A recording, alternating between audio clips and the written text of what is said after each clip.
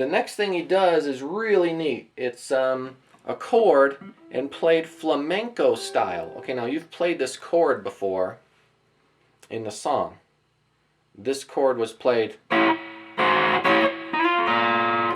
a previous passage. The chord is a A7. It's 9th fret on string 1. It's 8th fret on string 2. And it's 9th fret on string 3. There you go. Okay, and he's going to do this really cool flamenco move. Of course, Mark Knopfler doesn't use a pick, so he just has his thumb and his fingers free. He's using finger picking. And he borrows something from Spanish guitar, which is a strum with the fingers. Okay, if you listen to Rodrigo y Gabriela, you might have seen a little bit of this, but if you listen to flamenco music, you'll hear it all the time. Okay, so step 1, rest your thumb against the bass string so you get some stability that holds your hand in a steady position. Then kind of make a loose fist with your fingers. And what you're going to do is you're going to stick out your ring finger and strum the strings. The pinky kind of comes with it. So that's okay. Okay, then the middle finger. Then the index finger. So you're going to get 3 strums fast. 1, 2, 3. Real fast. 1, 2, 3. Very fast. Even faster. It almost sounds like 1 strum, but it's actually 3. 1, 2, 3. There's a good one. Okay, that's going to take a while to learn. By the way, if your hand starts to feel sore, or if you get some pain or tension on the back of your hand or in your wrist, stop. Play a different song. Practice something else for a while. Do not practice the flamenco thing for more than 5 minutes without taking a break and moving on and working on something else. Because it is using tendons and muscles that don't normally get a workout. So don't overdo it. Just take your time and do that 5 minutes a day and you'll get it.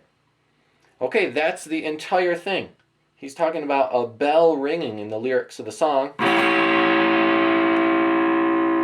And that's his solo. It's like a bell.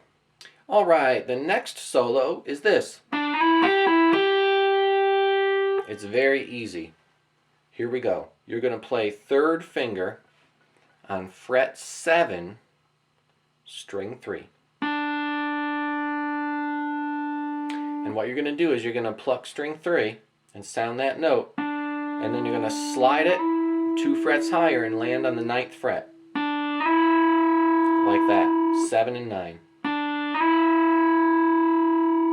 Okay, then we're going to change to the 8th fret on string 2. That sounds like this.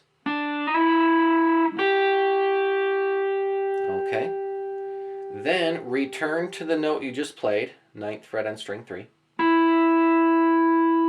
Then return to the note you just played, 8th fret on string 2. So he repeats those 2 notes.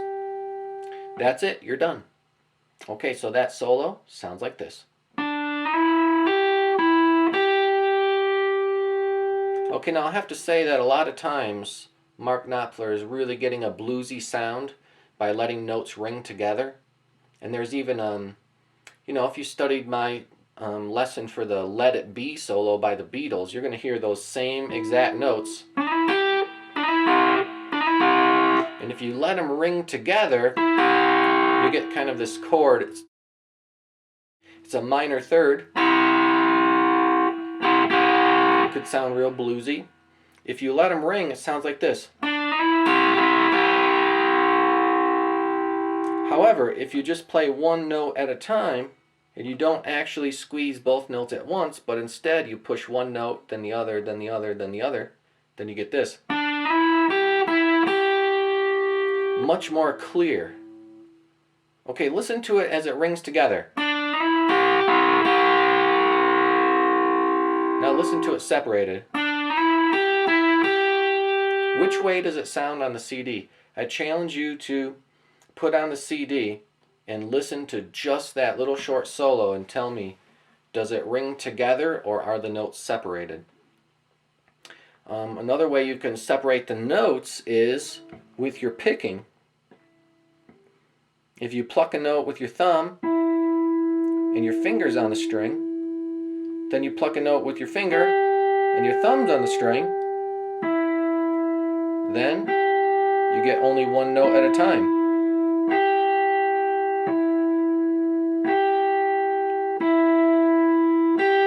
That's worth practicing right there.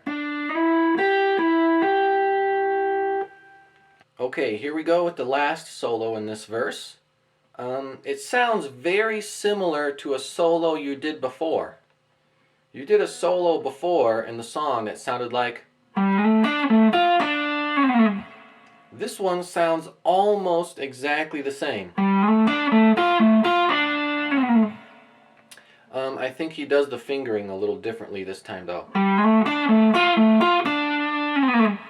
Okay, I'm going to show you how that goes. Here we go. You're going to start with your first finger, which is a different fingering compared to the way you played this solo last time. Here we go. Finger 1, fret 5 on the 4th string. You're going to play that note and immediately slide to the 7th fret. So it sounds like that. Okay, now check this out. You're going to take that finger that you just played on the fingertip and you're going to flatten it out and roll it over and cover the neighboring string. So you pluck the 3rd string on the 7th fret. So that move just kind of goes like this. You just tilt it and your finger moves to the next string. Okay, so 5th fret, string 4, slide to the 7th fret, roll it over, cover the 7th fret on string 3. Then roll it back, 7th fret on string 4 again. Same note we just played. Okay, stretch for it, 10th fret, string 3. Back to the note you just played, 7th fret, string 4. Back to the note you just played, 10th fret, string 3. Finish up 7th, 7th fret, string 3. That's the solo right there. Okay, let's cover all that again.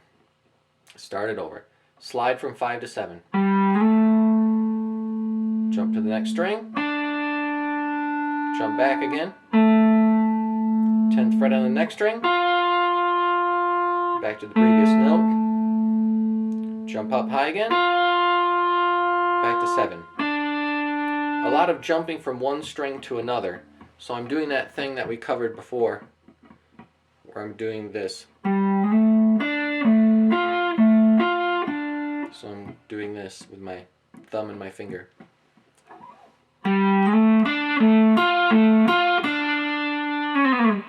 One, two, three, 4.